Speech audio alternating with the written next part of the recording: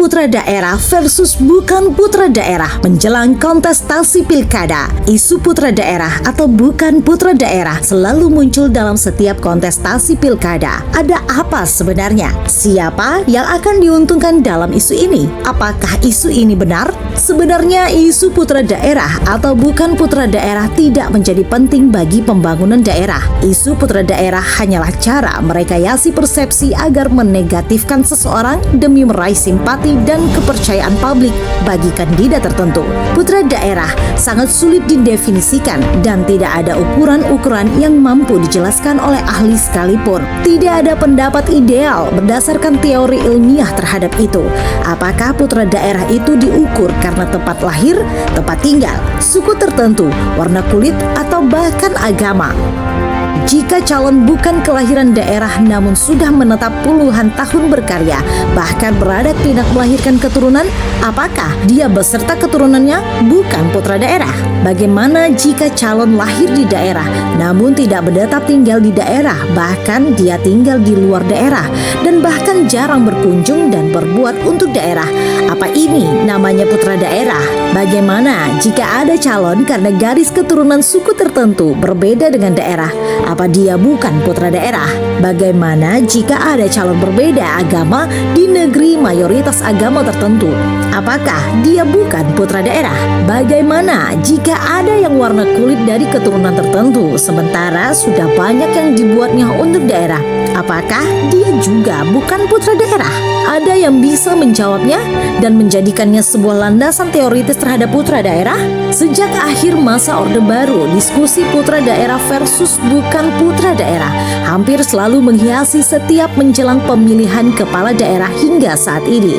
Diskusi biasanya berpusar pada argumen generik bahwa yang terbaik bagi sebuah daerah adalah memiliki pemimpin yang berasal dari daerah itu. Di tengah suasana penyelenggaraan pemilihan langsung kepala daerah, diskusi ini kembali mengemuka di mana-mana. Karena itu relevan mempersoalkan, benarkah kandidat putra daerah senantiasa lebih baik dibanding bukan putra daerah? Jawabannya belum tentu. Mesti ditimbang lebih jauh dan layak dalam pengertian apakah sang kandidat kita sebagai putra daerah, seberapa jauh ia memenuhi kelayakan sebagai pemimpin daerah. Belajar dari berbagai kasus pencalonan kepala daerah sejauh ini, kita bisa membuat sebuah kategori sederhana mengenai siapakah sang putra daerah itu. Pertama, putra daerah genealogis, yakni mereka yang sekadar memiliki kaitan darah dengan daerah itu tetapi tidak menetap dan berkiprah secara politik ataupun dengan secara ekonomi. Di situ,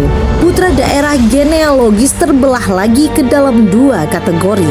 Mereka yang kebetulan dilahirkan di daerah bersangkutan dari salah satu atau kedua orang tua yang juga berasal dari daerah tersebut, dan mereka yang tidak dilahirkan di daerah tersebut tapi memiliki orang tua yang berasal dari daerah bersangkutan. Kedua, putra daerah politik, yakni putra daerah genealogis yang memiliki kaitan politik dengan daerah itu.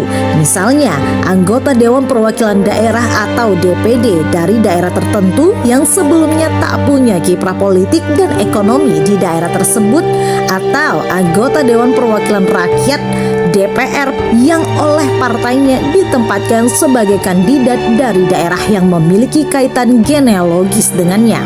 Ketiga, putra daerah ekonomi, yakni putra daerah genealogis yang karena kapasitas ekonominya kemudian memiliki kaitan dengan daerah asalnya melalui kegiatan investasi atau jaringan bisnis di daerah asalnya. Dalam konteks sistem politik dan ekonomi Indonesia, putra daerah politik dan ekonomi ini biasanya hanya berhubungan dengan daerah asalnya secara pragmatis belaka. Mereka membutuhkan daerah lebih banyak sebagai basis pemenuhan kepentingan politik dan ekonomi mereka sendiri. Tentu saja, sebaliknya, daerah itu pun sedikit banyak bisa memperoleh keuntungan politik dan ekonomi dari mereka. Keempat, putra daerah sosiologis, yakni mereka yang bukan saja memiliki keterkaitan genealogis dengan daerah asalnya, tetapi juga hidup, tumbuh tumbuh dan besar serta berinteraksi dengan masyarakat di daerah itu. Mereka sungguh-sungguh menjadi bagian sosiologis dari masyarakat daerahnya. Kategorisasi sederhana ini bisa membantu kita memasuki diskusi soal putra daerah versus bukan putra daerah secara lebih layak dan seksama. Bahwa tak setiap mereka yang memiliki kaitan genealogis dengan daerah tertentu dengan serta-merta akan memiliki pemahaman, pengetahuan, empati yang layak mengenai daerah tersebut. Sangat boleh jadi keterkaitan seseorang dengan daerah asalnya tak lebih dan tak kurang sebatas keterkaitan darah belaka atau hubungan pragmatisme politik atau ekonomi yang lebih banyak bersifat sepihak. Secara teoritis, seorang putra daerah sosiologislah yang berpotensi memiliki ikatan emosional paling tinggi dengan daerahnya. Karena itu, mereka pun potensial memiliki pemahaman, pengetahuan, empati yang paling layak terhadap persoalan-persoalan daerah bersangkutan. Bagaimanapun, diskusi putra daerah versus bukan putra daerah boleh jadi penting, tetapi bukan segalanya. Menurut kami, soal putra daerah atau bukan sebetulnya perkara sekunder belaka, sementara yang lebih primer adalah kelayakan kepemimpinan sang kandidat. Pemilih yang hanya menimbang keaslian darah sang kandidat berarti menjebak diri menjadi pemilih primordial.